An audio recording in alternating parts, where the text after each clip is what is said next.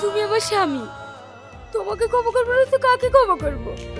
আমার যদি কোনো ভুল হয়ে থাকে তুমি আমাকে ক্ষমা করে দিও। সালমা,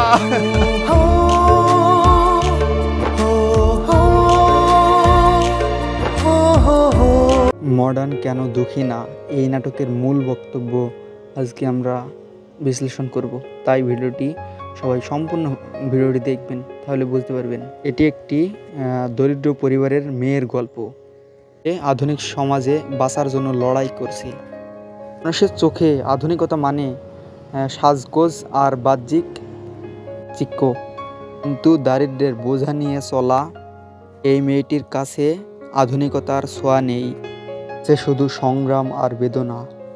পরিবার তাকে বোঝে না, সমাজও তাকে পাত্তা দেয় না। তার স্বপ্ন, অনুভূতি, তার ইচ্ছাশক্তি সবই অত্যন্ত মূল্যবান। সে বলতে চাই যে মানুষের মর্যাদা কেবল টাকা দিয়ে নির্ণয় করা যায় না, বা সাজসজ্জা আধুনিকতার মূল নয়। প্রকৃত মর্যাদা চরিত্রে ও আত্মসম্মানে রয়েছে।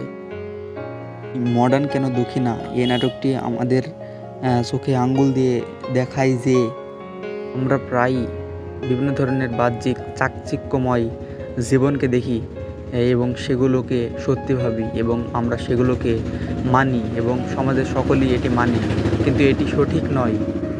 কিন্তু তাদের অন্তরের কষ্ট আমরা দেখি না, তাদের যে জ্বালা যন্ত্রণা আমরা সেটা বুঝি না। এগুলোই আমরা কখনোই বুঝতে পারি না। মডার্ন কেন দুঃখী না, এই নাটকের ভিতরে লুকিয়ে আছে অনেক রহস্য, অনেক কিছু এই নাটকের মধ্যে লুকিয়ে আছে। সত্যি কথাটা হলো, আধুনিকতা আসলেই কি মানুষকে সুখী করতে পারে? কেবল অসহায় মানুষকে দূরে ঠেলে দিতে পারে বা একাকী করে দিতে পারে? আপনারা যে এই ভিডিওটি দেখছেন, এই ভিডিওটির উপর মানুষটিকে কত অত্যাচার করা হচ্ছে এবং তাকে কত জ্বালা যন্ত্রণা করা হচ্ছে, এগুলো তৈরি করা হয় একটা বাস্তবের ঠিকানা নিয়ে এবং বাস্তবের বিষয় নিয়ে এগুলো আমাদের কাছে উপস্থাপন করে। এবং এই গল্পটি যদি আপনাদের কাছে একটু হলে ভালো লাগে, তাহলে অবশ্যই আমাদের চ্যানেলটিকে সাবস্ক্রাইব করে আমাদের পাশে থাকবেন এবং ভালো লাগলে অবশ্যই লাইক কমেন্ট করবেন।